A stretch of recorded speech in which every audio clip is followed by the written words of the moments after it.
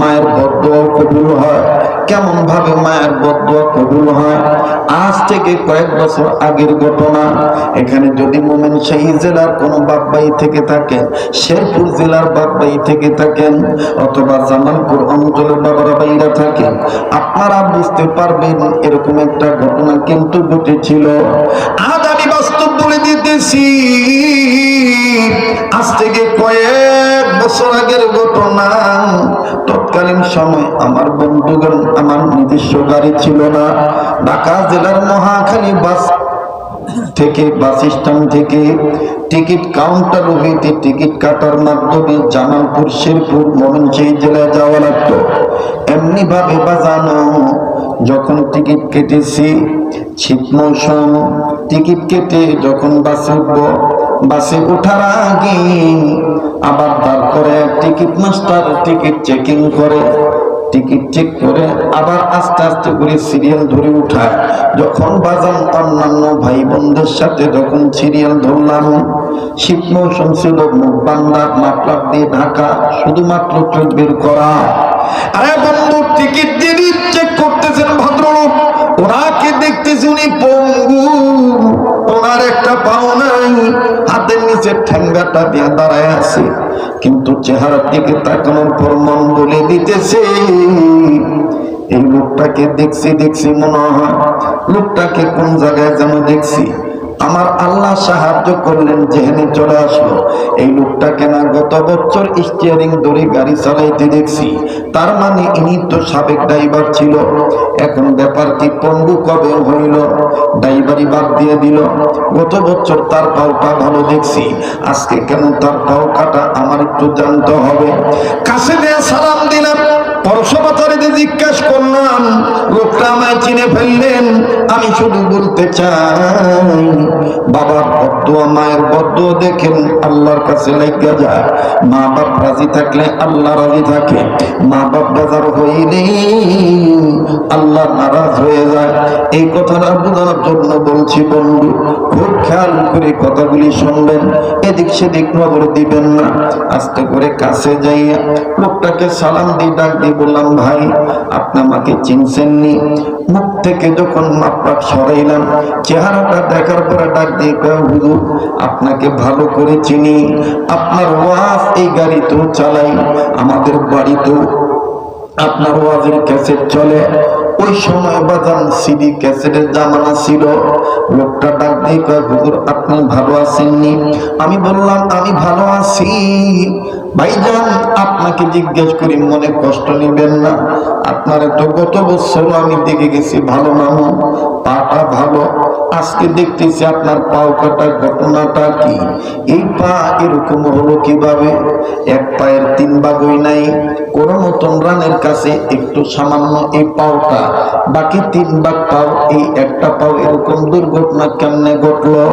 এই কথা বলা মাত্রই লোকটা চোখের পানি ছেড়ে দিয়ে নিজের ওই কাটা পায়ের দিকে হাত বাড়াইয়া আমার বন্ধুগণ বাম হাত দিয়া পাওটার দিকে থাপড়া দেন, আর আমার দিক তাকাইয়া চোখের পানি ঝর্ণার মতন ছেড়ে দিয়ে বলে, গুরু এটা আমার মায়ের সাথে বেয়াদবি করার ফল, এটা আমার মায়ের সাথে বেয়াদবি করার ফল। আমি বললাম, মায়ের সাথে বেয়াদবি করার ফল মানে বুঝলাম না। বলে, হুজুর মনে যদি কষ্ট না নেন, যদি একটু সময় দেন, এখনো গাড়ি ছাড়তে ঢের টাইম বাকি আছে, আমি আপনাকে একটু মেহমানদারি করাইতাম, অনুমতি যদি দিতেন। আমি বললাম, ভাই মেহমানদারি লাগবে না, আপনি একটু বলেন কি বেয়াদবি করছেন যার কারণে পাও হারাইছে? বলে, হুজুর আমি আপনাকেই বলবো, কেননা আমার দিল বলে আপনাকে বলার দ্বারা আপনি ওয়াজ মাহফিলে এই বয়ানের মাধ্যমে যখন আমার এই বাস্তব কথাটা বলবেন, আমার দিল বলে দুনিয়ার বহু ছেলে মেয়ে তারা তাদের জীবদ্দশায় কোনোদিন মা বাবার সাথে বেয়াদবি করবে না। আমি ডাক দিয়ে বললাম, ভাই বলেন না, বলেন না কি করেছিলেন? লোকটা ডাক দিয়ে, আমি নাইট ডিউটি করি, সারা রাত জাগিয়া গাড়ি চালাই, ভোর বিহনে বাড়িতে যাই। একদিন সারা রাত্র গাড়ি চালাইয়া অর্গমাস লইয়া আমি নিজ বাড়িতে গিয়েছি। সকাল 9টার দিকে, বেলা 9টার দিকে যখন আমি বাড়িতে গিয়েছি, রাস্তার সাথে আমাদের বাড়ি। হুজুর্গ বাড়িতে প্রবেশ করার আগে দেখতেছি আমার কানে আওয়াজ আসতেছে, আমার মা আর আমার বিবি তুমুল ভাবে ঝগড়া করতেছে, বাগবিতনটা লাগাই দিছে, চিল্লাচিল্লি করতেছে, নানান ধরনের উদ্ভট কথাবার্তা, অশালীন ভাষা প্রয়োগ করতেছে। হুজুর আমি রাগ দেখাইয়া বাড়ির ভিতরে ঢুকলাম, চিল্লাইয়া বলে উঠলাম, তোমাদের কি কোনো মান ইজ্জত নাই? রাস্তার মানুষ কি বলবে? এই বাড়ির লোকদের মনে ইজ্জত নাই, বস্তির বাড়ি। হুজুর আল্লাহর কসম করে বলি, আমার গলার আওয়াজ পাইয়া আমার এই অবস্থা দেখা আমার মা একটা কথা বলার নাই। আমার মা চুপচাপ করে নিজের গৃহের দিকে, ঘরের দিকে চলে গেলেন। নিজের ঘরে যখন প্রবেশ করলেন, মা আর কথা বাড়াইলেন না। কিন্তু হুজুর আমার মা ঘরের ভিতরে যাইয়া, মা জননীর পান বানানোর অভ্যাস ছিল। মা আমার নিজের পৃষ্ঠদেশটা দরজার পানি দিয়ে বসলো, আর নিজের বক্ষ দেশটা অর্থাৎ সামন সাইড মা ঘরের বেড়ার দিকে দিয়ে বসলো। মা পান বানাইতেছে আর নিজে নিজে কান্দে আর ডাক দিয়ে বলতেছে, তুমি একলাই মহিলা রইছো কবরে, খোদাই কেন তোমার সাথে আমার মরণ দিল না? তুমি যদি আজকে বাচ্চা থাকতা, পুতের কামায় খাওয়া লাগতো না, আর এইভাবে আমার পুতের বউ নানান ভাবে গালিগালাজ করতে পারতো না। হুজুর আমার মা একলা একলাই এইভাবে বক বক করতেছে। এদিক দিয়ে যখন আমি বউর দিকে চোখ গরম করে বললাম, কি হয়েছে তোদের, আমি বাড়িতে না থাকলে কি হয়? হুজুর আমার বিবি আমার এই অবস্থা দেখি হঠাৎ করে এমন একটা চিৎকার দিল, চিৎকার দিয়া জমিনে বেহুশের মতন হইয়া পড়ে গেল। বউটা আমার দাঁতি লেগে গেল। বিবি অজ্ঞান হয়ে পড়ে রইল। হুজুর এলাকার মানুষ দরাদরি করে তার মাথায় পানি দিতেছিল, কিন্তু আমার বাচ্চা মেয়ে, বাচ্চা ছেলে মায়ের এই অবস্থা দেখে মায়ের গলাটা জড়া ধরে কান্দার কান্না, তোমার কি হইল? হুজুর আমার ভিতরে ভয় কাজ করা শুরু করলো, না জানি আমার এই বিবি মারা যায়। এখন যদি মারা যায় তাইলে তো আমার এই বুড়া বয়সে আমার মা বিধবা নারী, বৃদ্ধা নারী জেলখানায় ঢুকবে, মামলার আসামি হয়ে যাবে, মার্ডার কেসের আসামি হবে, আর আমার হাতেও হাত করা পড়বে। আমার দুইটা বাচ্চা এতিম হইয়া যাবে, মা হারা সন্তান হিসাবে তাদের চিরদিন বেঁচে থাকতে হবে। হুজুর এইভাবে শয়তান যখন আমার মনের ভিতরে ওয়াসওয়াসা দেওয়া শুরু করলো, হুজুর শয়তানের দোকায় পড়িয়া, বিবির প্রলোভনে পড়িয়া লোর আমার ভিতরে এত রাগ হইল, এই রাগটাকে কন্ট্রোল না করতে পারিয়া আমি কাউরে কোনো না জিগাইয়া আমি আমার মার ঘর বরাবর গেলাম। হুজুর গো আমি যাইয়া মায়ের পিঠ বরাবর ডান পা দিয়া এত হুজুর একটা লাথি মারছি, আমার মা আমার এই পায়ের লাথি খাইয়া খাট থেকে পড়ে যায়, মায়ের হাত থেকে পানের বাটা দূরে সরে যায়, ছিটকে অন্যত্রে পড়ে যায়। মায়ের যখন আমি লাথি দিলাম, হুজুর গো লাথি দেওয়ার সময় আমি খেয়াল করি নাই আমার মায়ের কুপসাটার মধ্যে লাথি লাগছে। মা লাথি খাইয়া যখন জমিনে পড়ে গেল, মার মুখটা কেমন জানি কালো হইয়া যায়, মার দম ছাড়তেও কষ্ট হয়, নিতেও কষ্ট হয়। এরপরে মা আমার দিকে মাথা উঁচু করে কান্দার ডাক দেখো, বাবা তুই এটা কি করলি? হুজুর তারপর আমার মন নরম হয় নাই। আমি আমার মায়ের চুলের মুঠি ধরিয়া আমার মাকে যখন আমি ঘুরুনটি মারলাম, আমার মা আমার দুইটা পাও জড়ায় দুইটা ডাক দিয়ে কয়, বাবা রে তুই আমারে এইভাবে লাথি মারলি বাবা। ও বাবা, তোর পায়ের লাথি খাওয়ার আগে কেন আমার মরণ হইল না? বাবা, তোর বাবার ইন্তেকালের পর হইতে তোর বাবা তোরে ছোট রাইখা দুনিয়া ত্যাগ করছে। তোর চিন্তা করে আমি অন্য স্বামী গ্রহণ করিনি। আমি মানুষের বাড়িতে যে চাকরানির কাজ করেছি বাবা, তোর স্কুলে পড়াইছি, তোরা ড্রাইভারি শিখাইছি বাবা, লাইসেন্সের জন্য নিজের গহনা বিক্রি করিয়া আমি তোর লাইসেন্সের টাকা জোগাড় করে দিছি। এইভাবে তুই আমার আজকে লাথি মারলি, যাজ্ঞেটা আমার কপালে ছিল। আর আমার মা চিল্লা চিল্লা বলে, আল্লাহ ছেলের পায়ের লাথি খাওয়ার আগে কেন আমার মরণ হইল না? হুজুর, যখন আমার মা এইভাবে চিল্লা চিল্লা কান্দে, এলাকার মানুষজন জমা হয়ে যায়। আর আমার বাচ্চা মেয়েটা যখন শুনতে পায় তার দাদি কাঁদতেছে, আমার বাচ্চা মেয়েটা দৌড়াইয়া দাদির কাছে আসলো। দাদির কাছে আসিয়া বুড়ার চোখের পানি মুছায় দেয় আর ডাক দিয়ে কয়, দাদি তুমি কাঁদো না। দাদি তুমি কি হইছে? এই জায়গায় আব্বা কি তোমার মারছে নি? হুজুর, তারপর আমার মা কয় না যে তোর বাবা আমারে লাথি মারছে।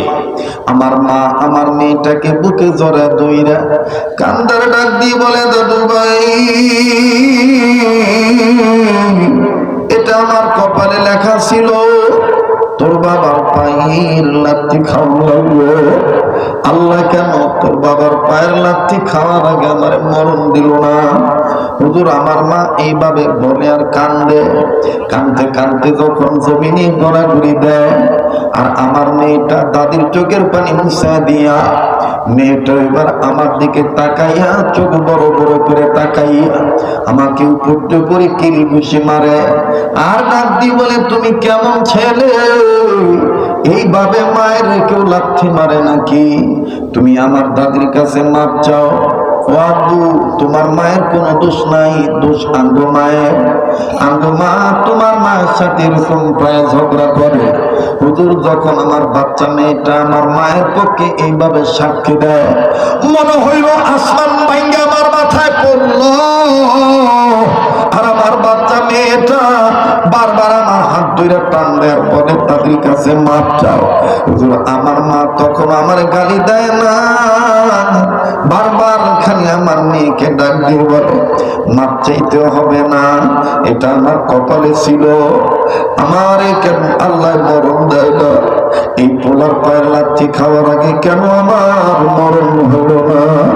হুজুর, আমার মেয়েটা বারবার কয়েক দোষ হইল আমার মায়ের, আর মায়ের খাইব তোমার মা, শিগগিরই মাপ চাও। এইভাবে মেয়ের সাক্ষী যত সত্য হয় তত আমি দুর্বল হই। মাটা আমারে আর আমার মেয়ের ঘর থেকে বাইর করে দিল। বাইর করে দিয়ে দরজাটা যখন লাগায় দিল, লাগায় দিয়ে মা চিল্লা চিল্লা কান্দার ডাক দিয়ে বলে,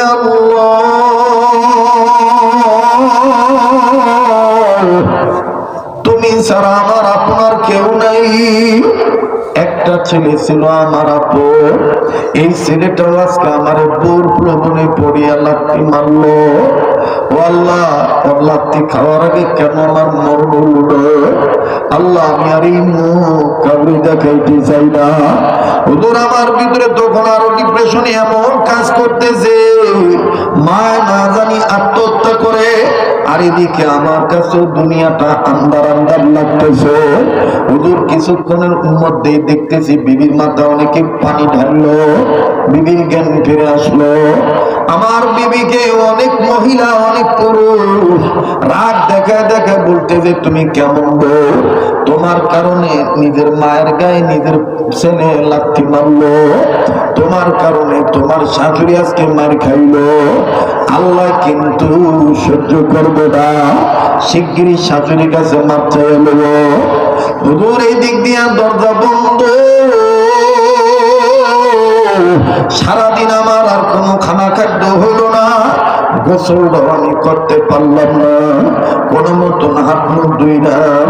হাত মুখ ধুইয়া যখন একটু বিশ্রামে যাই, চোখ বন্ধ করি, না না ঘুম ধরে না।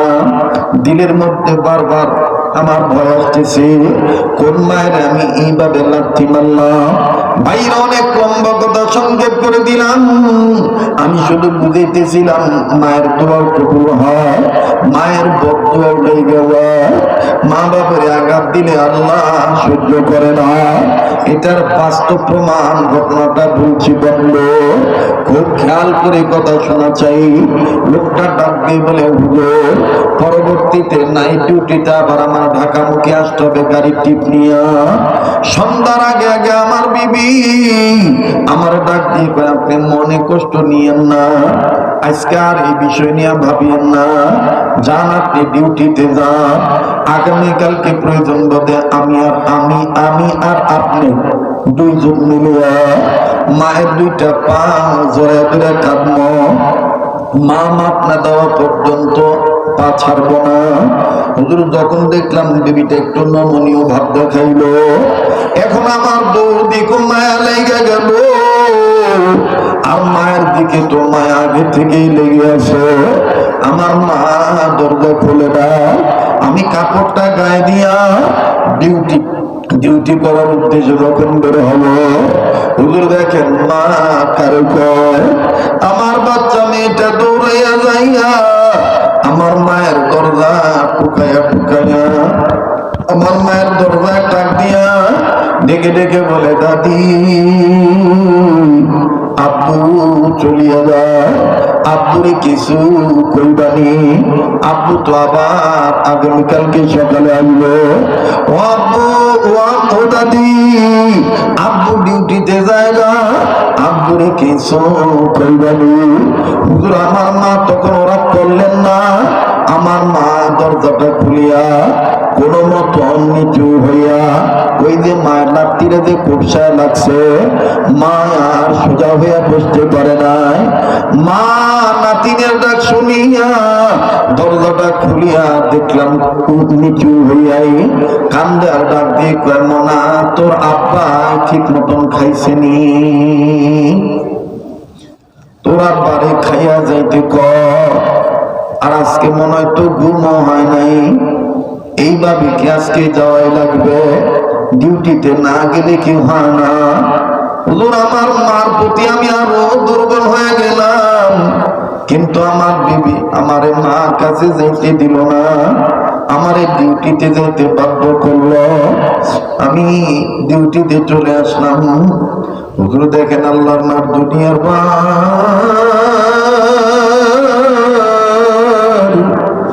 আমি স্টিয়ারিং ধরিয়া ভালো মানুষ গাড়ি চালাইতেছিলাম। হুজুর যে রুটে বছর পর বছর গাড়ি চালাইছি, কোনদিন আমার দুর্ঘটনা ঘটে নাই। ও কয়েক কিলোমিটার গাড়ি চালানোর পরই হঠাৎ করে সামন সাইড থেকে একটা কাবাব ভ্যান আসলো, আসিয়া আমার গাড়ির সাথে এমন মুখোমুখি সংঘর্ষ লাগা দিল। হুজুর দুই গাড়ির স্পিড বেশি থাকার ফলে উভয় গাড়ি অনেক লোক আহত নিহত হইল। আমার গাড়ির প্যাসেঞ্জার কয়েকজন মারা গেল। হুজুর আমার গাড়ির অনেক প্যাসেঞ্জার যাত্রীগণ আমার গাড়ির জানালার গ্লাস ভেঙে কেউ লাফ দিল। হুজুর আমার helper, contractor, ticket master, supervisor সবাই যার যার মতন নামিয়ে যায়। হুজুর আমিও নামতে চাই, কিন্তু হুজুর জানেননি, মনে হইল কে জানি আমার আটকায় রাখছে। আল্লাহর কসম করে বলি, হুজুর আমার হাত কাটে নাই, আমার হাত কাটে নাই, মাথা ফাটে নাই। আমি যখন বের হইতে চাই পারি না হুজুর, কে জানি আমার ওই পাওটা ধইরা রাখছে। যেই পাটা দিয়ে আমি আমার মায়ের লাথি মারছিলাম, ওই পাটা আমার বাসের সিটের সাথে আটকায় রয়েছে। হুজুর আমি তাকায় দেখি আমার পায়ের গোস্ত নাই, পাটা থেতলে গেছে। হুজুর গো, পায়ের সাদা হাত দিয়ে দেখা যায়। এই পায়ের দিকে তাকানোর পর হুজুর আমার আর জ্ঞান ছিল না। উপস্থিত লোকেরা ডাক দিয়ে বলতেছে, শুধু কানে আওয়াজ শুনতে পাইলাম, ড্রাইভার উস্তাদ আপনি পাউটা নাড়েন না, আপনার পাটা মনে হয় তেতলে গেছে, এই শীত কাটা ছাড়া আর আপনার পাও বাইর করা যাবে না। হুজুর আমি তখন আল্লাহকে বলতেছিলাম, আল্লাহ মায়ের কাছে মাপ না দেওয়া পর্যন্ত আমার মরণ দিও না আল্লাহ। আমি বিশ্বাস করিয়া ভালাইছি মায়ের আঘাত দিলে তুমি মাওলা সহ্য করো না। হুজুর আমার জ্ঞান নাই, হুজুর আমার ডাক্তারখানায় নিয়ে যায়, তারপরে কি হয়েছে বলতে পারবো না। সদর হাসপাতালে ডাক্তার আমার পাও রাখতে পারে নাই, হুজুর ঢাকায় ট্রান্সফার করছে, ঢাকার বিজ্ঞ বড় ডাক্তার আমার পাও রাখতে পারে নাই, পায়ের 4 ভাগের 3 ভাগ কাটিয়ে ফেলাইতে বাধ্য হয়েছে। হুজুর যখন আমার পাও ব্যান্ডেজ করে স্বাভাবিক ভাবে আমাকে যখন হাসপাতালে বেডে শুয়াইল, হুজুর কয়েক ঘন্টা পর, তার মানে 2 দিন পর হুজুর আমি হাসপাতালের বেডে শুইয়া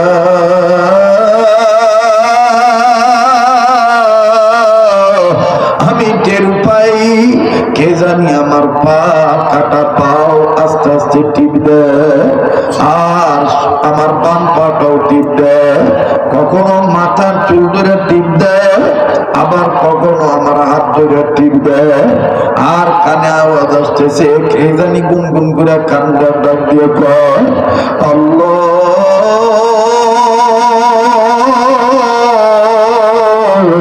আমার পোলা বুঝে না বুঝে আমার লাঠি মারছে, আমি তো তোমার কাছে ওর ব্যাপারে কোন নালিশ করি নাই, ও আল্লাহ আমার এই পোলাটা মইরা গেলে আমার কে মা কুয়া ডাক দিবে। হুজুর আমি এইবার চোখটা খুলিয়া নজর করিয়া দেখি আমার এই কাটা ভাইয়ের কাছে হুজুর গভীর রজনীতে আমার বউ নাই, আমার মেয়ে নাই, আমার ছেলেও নাই, তারা অন্যত্র যায় কোথায় যেন গল্প করতেছে, আর আমার ওই বৃদ্ধা মা ও আমার মা এই পাটা ধরিয়া দ্রুভাবে টিভি দাও আর গুনগুন করি আল্লাহর কাছে কাঁদবে। হুজুর আমি আমার মায়ের কান্নার আওয়াজ শোনার পরে নিজে কন্ট্রোল করতে পারলাম না, আমি আমার মায়ের কাঁধের উপরে হাত দিলাম, হাত দিয়া আদ্রভাবে যখন ডাক দিয়া টান দিয়া কইলাম মা গো, ওই মা তুমি আমারে মাফ করে দাও।